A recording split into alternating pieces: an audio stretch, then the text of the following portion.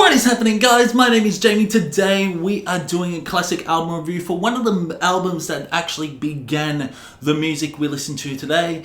It is none other than the classic album Elvis Presley. Now this is Elvis Presley's debut album, which was released back on March 23rd, 1956. There were 6 singles that were released, which were Blue Suede Shoes, I Got a Woman, I'll Never Let You Go, I'll Never Let You Go Little Darling, along with I Love You Because, also Just Because, and finally Money Honey. So Elvis released 6 singles through the RCA label. Now before this album we had Heartbreak Hotel, which basically brought Elvis to the mainstream. We also had Jailhouse Rock, we also had Heartbreak Hotel, and That's Alright. Now Elvis was a pretty big star before this initial debut album was released. But what Elvis did was change the whole cultural aspect of rock and roll. This album had contemporary rock, R&B, pop, and country. And so this album had it all in 1956, and this was something that a lot of people had never heard of. Carl Perkins was the upcoming star as well, along with Johnny Cash, and Elvis Presley was along with Carl Perkins and Johnny Cash. Both stars, both artists are absolutely fantastic as well. We'll also do some Johnny Cash reviews as well in the near future, because I really enjoy Johnny Cash stuff, and he's basically the only country artist that I like. Elvis Presley definitely changed the whole entire landscape. Teenage girls were so into pop. Elvis became a star with this album, and this is one of the greatest albums of all fucking time. I will probably put this in my list as one of the greatest albums of all time. 1956 was a huge year for rock, huge year for music, and Elvis Presley was 21 when he recorded this album. Elvis was a star before this album because he did have successful singles that were out in the charts. So he was getting a huge fan base as well, so he releases this album. Now, let's talk about the overall production. This is one of the best producing albums back in the 50s, it really is. You could really hear the guitars very well within the mix. The drums are at times quite low in the mix, but you can still hear punchy drums at times, especially through songs like Blue Suede Shoes, I Got a Woman, Tutti Frutti. And you can also hear the acoustic guitars at times by Elvis. Elvis also played instrumentals. He wasn't just a singer, he was also a musician as well, because he was playing a lot of guitar throughout this album, and he also played piano as well throughout this. So overall, the production is absolutely fantastic, especially on a 50s record. This album does have a few weaknesses, it does, because some of these songs are a bit lackluster on this album, but they don't weigh down this album at all. I suppose the weakest song off the album would probably be the second song, I'm Counting on You, which is an okay song, but Elvis' vocals are still fantastic, but I feel that the instrumentals don't really enhance his vocals on this song, and this is why it's a little bit slower, but it doesn't last that long. All of these songs are less than 3 minutes, so they are pretty punchy songs, but there are some awesome ballads as well, like I Love You Because.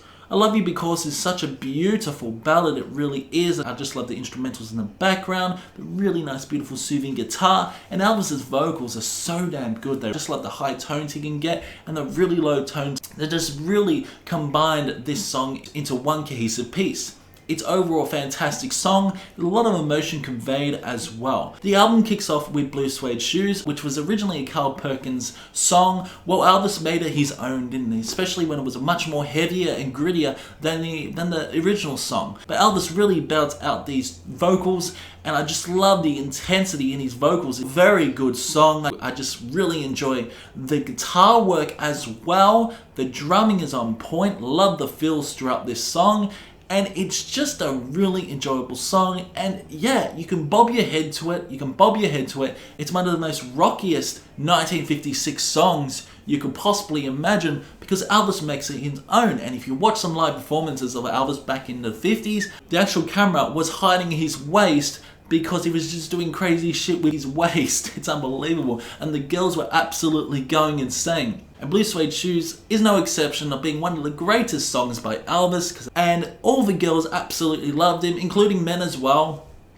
Men and girls loved him, and he proved that rock could get into the charts. Like I said, I'm Counting You is the weakest song off the album, but then you got the next song, which I Got a Woman, which is a very rockabilly song, which has a southern vibe, but also got an R&B vibe as well. And Elvis's vocals are just distinctive, rich and warm. I just love the dynamics. The overall guitar lead is very catchy. It's how low Elvis gets as well, which overall shocked me when I first heard it, because this man can get so high and then this man can get so low within his vocal range. But this album does go strength by strength, where you got the beautiful ballad I Love You Because, which is, like I said, a fantastic ballad. Then you got Just Because, which is a lot more fast tempo. Love his vocals throughout that song. And then you got the